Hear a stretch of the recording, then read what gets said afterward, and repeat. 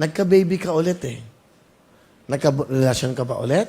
Opo, sa 62 years old. Ito naman, Rang, sorry ha. Ilang taon ka na? 15. 15 years old ka. Opo. Nanganak ka ng ilang taon? 14. Dalawa na po anak ko. Yung una mong anak, ilang taon? 1 taon po. Yung pangalawa, 3 buwan. sa isang lalaki lang ba yan? Yung unang tatay na anak mo, boyfriend mo? Opo. Matagal kayo magkarelasyon? 6 na buwan. So nabuntis ka, ha? Opo. And then, naghiwalay kayo. Bakit kayo naghiwalay?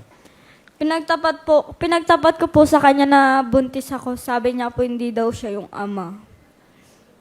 So tapos, tinalikuran ka? Opo. Okay. So, nagka-baby ka, wala yung tatay na anak mo. Ngayon, nagka-baby ka ulit eh. Nagka-relasyon ka ba ulit? Opo, sa 62 years old.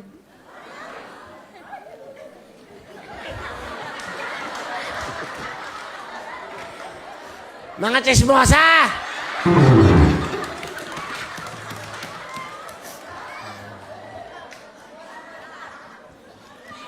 Pakinggan mo natin. Okay. Okay lang yan. Okay lang yan. Huwag mong ano yung sarili mo. Rang, nandito ka para makapagbigay aral ka sa amin. Alright? Okay, okay lang yan. Pakinggan po natin.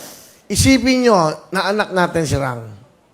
Pakiramdaman nyo po kung ano yung dinadala ng taong ito. So, pakinggan po natin ang istorya ni Rang. Nag-love ka sa isang 62 years old. Opo, kasi po tinutulungan niya po ako. Nung wala po yung tatay ng panganay ko, siya po lahat nagsusustento. Okay. Siya ba ay binata? May anak din po siya pero wala po siyang asawa. Hanggang ngayon ba? Patay na po siya. Patay na. Pero, alam niya, nagka-baby siya sa'yo. Opo. Nakita ba niya yung bata? Opo, bago siya namatay. Anong kinamatay niya? Cancer po sa atay. Pero, tinulungan ka niya? Opo. Ano yung mga Sinusustentuhan po ako ng anak niya ngayon eh. Mabait naman pala.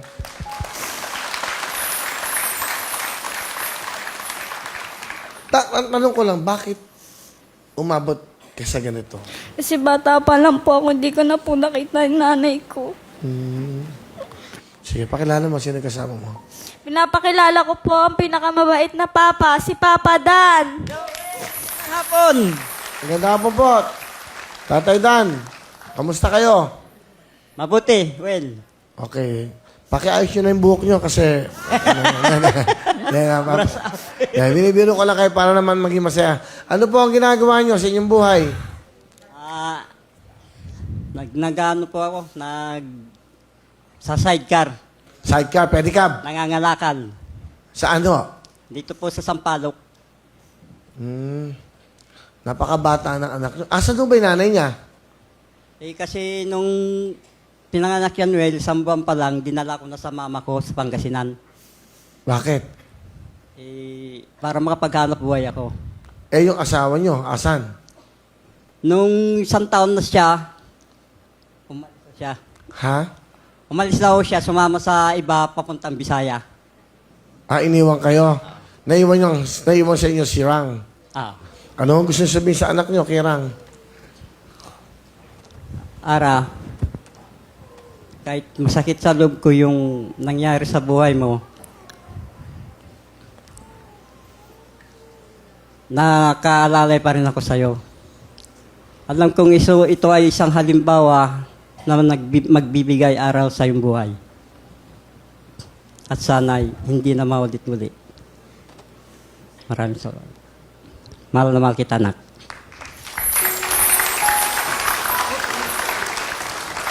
Pa, maraming salamat po dahil napalaki niyo po ako mag-isa. Kahit nangangalakal lang po kayo. Sorry po kung nagkaroon po ako ng maagang mag-anak. Yun lang po, mahal na mahal kita. Anak, salamat. Sa nanay mo. Ngayon yung camera lang. Baka yung nanay mo. Ano ba pangalan ng nanay mo? Sabihin mo. Mama na lang. Mama, sige. Ma, sana naman magpakita ka sa akin. Tagal ko nang pinapangarap na makita ko. Yun lang po. Gusto mo bang makita ang nanay mo? Hindi, totoo. Kilala mo ba sa litrato? Ano ba pangalan ng nanay niya? Maria Teresa Enriquez Swell. Maria Teresa Enriquez. Makiusap na kay Miss Jessica Soho. Miss Jessica, so sana po tulungan niyo po ako makita yung nanay ko. Yun lang po. Yun. Okay. Grabe naman yung buhay ng mga batang to. Lalong-lalong to si Rang. Kita nyo? Nakita nyo, may mas mahirap na buhay yung sitwasyon, no? Pare-pare yung kalagayan niya, pero siya, hindi nakita yung nanay niya. Swerte pa rin kayo dahil may kasama kayong ina. Di ba? Nakatuwang nyo sa pag-aalaga ng anak nyo. Ilan taon yung anak mo? Ilang buwan? 1 taon po. Ay, Yan. Pati natin. Ano pangalan niya? Aaron. Aaron! Barkada ko yan eh. Ano gusto mo sabihin sa anak mo? Nak, ayos lang sa akin na binigay ka sa akin ng tatay mo. Mahal na mahal kita. I love you. Yun lang po. O yung pangalawa mo anak, si Aaron niya. Ano pangalawa? 3 months old lang daw yung bata. 3 buwan pa lang? Opo. Ano pangalan? Catalina. Babae. Opo. Okay. Catalina, magpakabuti ka sana. Maging malusog ka paglaki mo. Yun lang po. Huwag mo akong gagayahin. Natatawa ka pa. Okay. Ito ho ay aral sa mga bata. Ha? Sila ang muka. Okay, sila ang larawan. Yung mga tunay na buhay na nangyayari sa ating mga kabayan. But anyway, huwag niyo sisihin ang sarili niyo. Nangyari na yan. Alagaan niyo yung mga anak niyo at mangarap kayo ng tama sa inyong pamilya. Ha? Palapakan po natin ang mga batang ito. Bakit ka sumali rito? Pinakita mo sa mundo. Para po malaman po ng ibang bata na yung mahirap ang buhay. Ganun po. Huwag po sila maaga magkakaanak. Yan lang po. Ikaw, Abby, meron ka bang gusto sabihin din? Si Abby naman.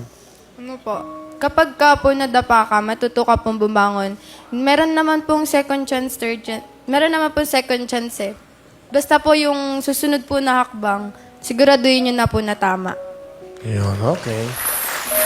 Rodi? Sa mga bata po na katulad ko, huwag po sana kayong gumaya sa amin. Mahirap po magpalaki ng anak. Mahirap po mag-alaga. Pati po kasi pag-aaral nyo, madadamay. Yun lang po. Ayun. Sila po ang larawan at sila po, yung mga salitang yan, ang tunay na nagtuturo sa buhay. Okay na kayo? Okay na po. Okay. Palapakan po natin ang tatlong ito. Kakanta ka rin ba? Opo. Ay, nako. O, sige. Kayo na ho ang magtiis. Pakinggan po natin Rang. 15 years old. Salamat.